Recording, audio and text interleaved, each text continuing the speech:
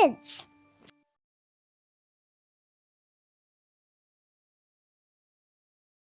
Selamat pagi adik-adik semuanya, senang sekali berjumpa kembali di Impact Kids Gereja Baptis Pertama Bandung.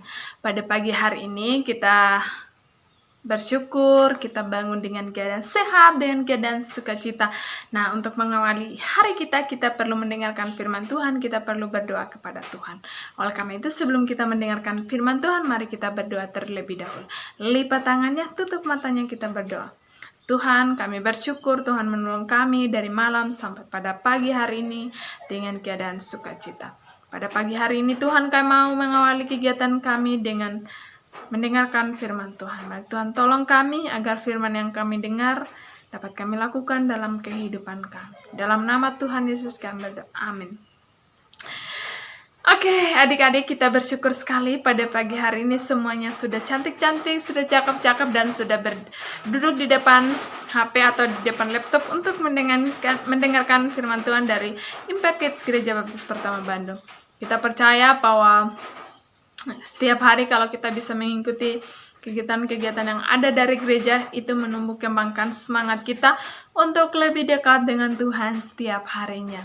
Nah, saya percaya adik-adik yang sudah nonton saat ini pasti anak-anak yang sungguh setia, yang sungguh rajin untuk mengikuti ibadah sekolah minggu, ibadah Impact Kids, dan semua ibadah-ibadah yang lainnya.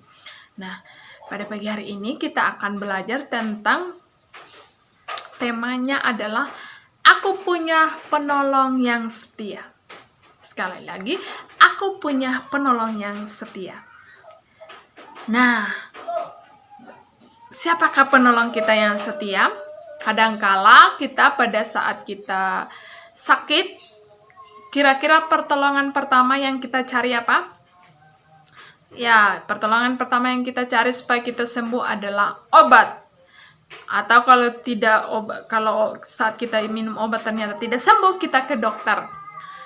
Ternyata saat sampai ke dokter tidak sembuh juga, kita mulai nginap di rumah sakit dan kita dirawat oleh perawat dan dokter selama berhari-hari. Dan disitulah mulai merasa ketakutan, merasa berpikir yang aneh-aneh, merasa sedih karena tidak bisa bermain lagi, merasa sedih karena tidak bisa happy jalan-jalan lagi karena kita sedang sakit. Tubuh kita sudah tidak semangat lagi. Lalu kita merasa tidak ada yang bisa menolong kita saat kita sakit. Terus itu adalah salah satu contoh pada saat kita sakit. Terus yang kedua, pada saat kita sendiri. Mungkin kalau malam hari lampunya mati, saat itu kita hanya sendiri di kamar. Terus kita teriak-teriak nangis, tidak ada temannya, aku takut. Dan kita sibuk mencari papa dan mama kita untuk bisa menolong kita di kamar, menemani kita di kamar, atau menemani kita saat kita berada di manapun di dalam rumah gitu.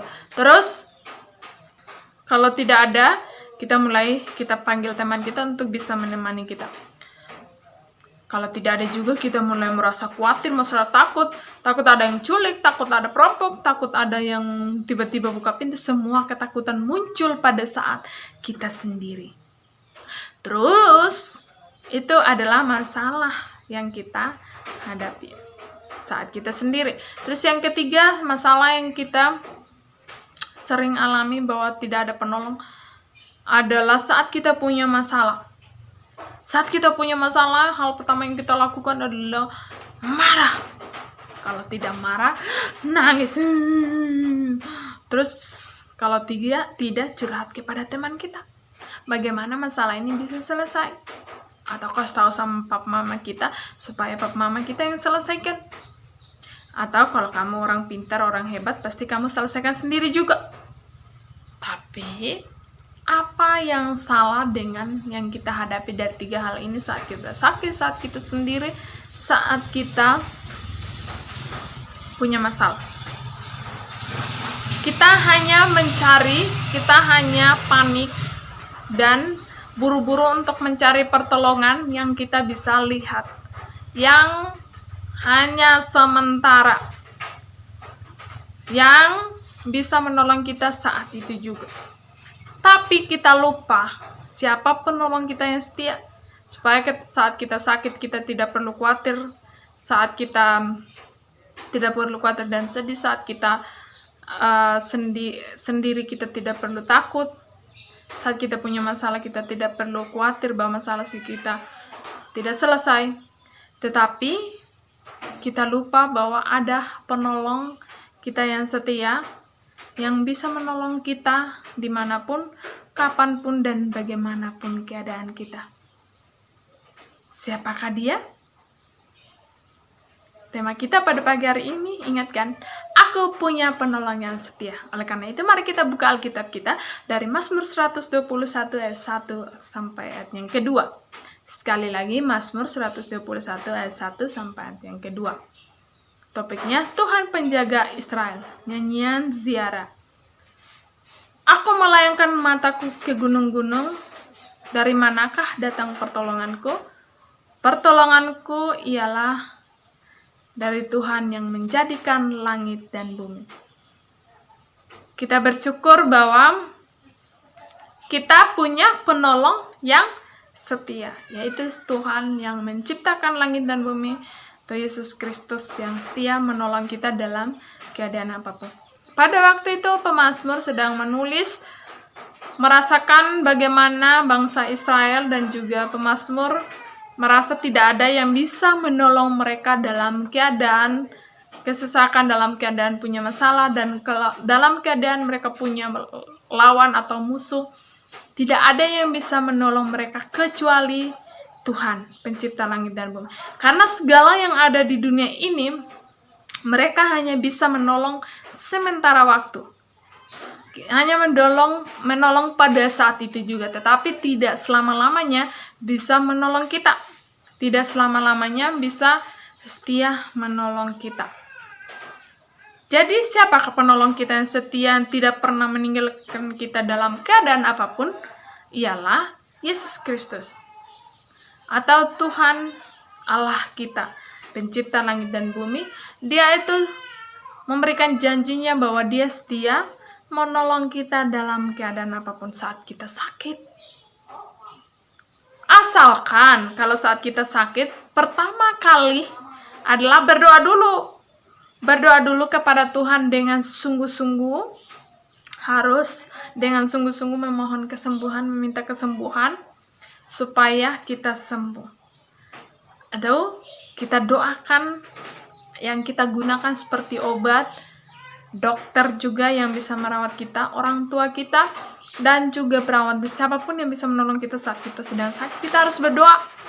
Kita harus menomorsatukan Tuhan agar kita memiliki kesembuhan. Karena tidak ada yang bisa menolong kita. Semua yang menolong yang kita lihat itu hanya sementara. Tapi yang bisa menyembuhkan penyakit kita secara total saat kita sakit adalah Tuhan kita, Yesus Kristus. Terus yang kedua, saat kita sendiri, kita tidak boleh panik, kita boleh teriak-teriak, harus nangis-nangis. Kita terlebih dahulu kita berdoa kepada Tuhan, meminta perlindungan daripada Tuhan, supaya kita tidak merasa sendiri, kita merasa ada Tuhan yang selalu setia menolong kita. Kan kita anak Tuhan. Dalam keadaan gelap pun, pada saat kita sendiri pun, kita tidak perlu takut karena kita punya Tuhan yang setia mendampingi kita. Asalkan kita harus yakin dulu dari hati kita bahwa Tuhan itu ada bersama dengan kita. Kalau kita masih ragu-ragu, udah berdoa kepada Tuhan, saat ini aku sendiri, mari Tuhan tolong aku, temani aku. Tapi kamu ada nggak sih Tuhan itu? Kira-kira Tuhan tolong nggak saya saat ini? Tiba-tiba kalau perampok datang, bagaimana sih? Semua mulai panik, mulai berpikir yang aneh-aneh, padahal kita sudah berdoa. Kalau kita sudah berdoa meminta perlindungan daripada Tuhan, meminta pertolongan dari Tuhan, kita harus yakini itu dan tidak perlu ada panik dan ragu-ragu lagi. Terus yang ketiga, pada saat kita punya masalah, kita boleh kita curhat kepada teman kita, boleh kita kasih tahu sama papa mama kita, boleh semuanya. Tapi yang pertama kali saat kita punya masalah harus datangnya sama Tuhan. Tuhan, aku punya masalah ini, itu. Semua kamu harus ceritakan secara detail kepada Tuhan. Dan pasti Tuhan memberikan pertolongannya dengan cara Tuhan. Kita menyelesaikan masalahnya dengan cara Tuhan. Dan menyelesaikan masalahnya dengan baik-baik. Jadi kamu tidak, saat kamu punya salah, tidak perlu marah-marah, tidak perlu kamu menjauhi teman kamu yang kamu punya masalah dengan dia, atau kamu jadi menangis. Semua terjadi di pikiranmu yang tidak seharusnya tidak terjadi, tapi perlu kita libatkan Tuhan dalam segala hal.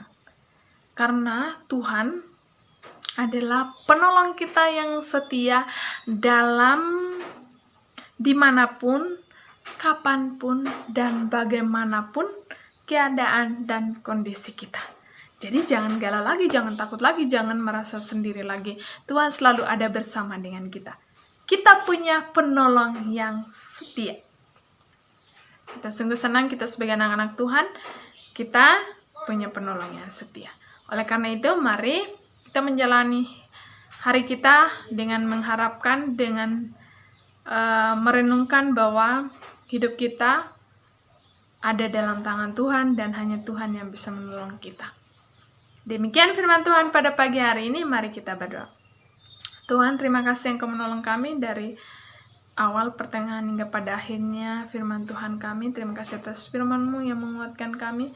Biarlah firman ini bisa mengajarkan kami untuk lebih dekat dengan Engkau, lebih mengenal Engkau dalam keadaan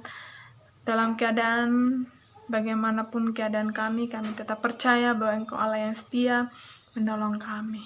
Sepanjang kehidupan kami hari ini hanya Kau pertaruhkan dalam tangan pengasihan-Mu. Biarlah Tuhan yang menuntun dan membimbing kami. Ini doa kami Tuhan, dalam nama Tuhan Yesus kami berdoa. Amin. Sampai jumpa lagi. Bye-bye. Tuhan Yesus memberkati.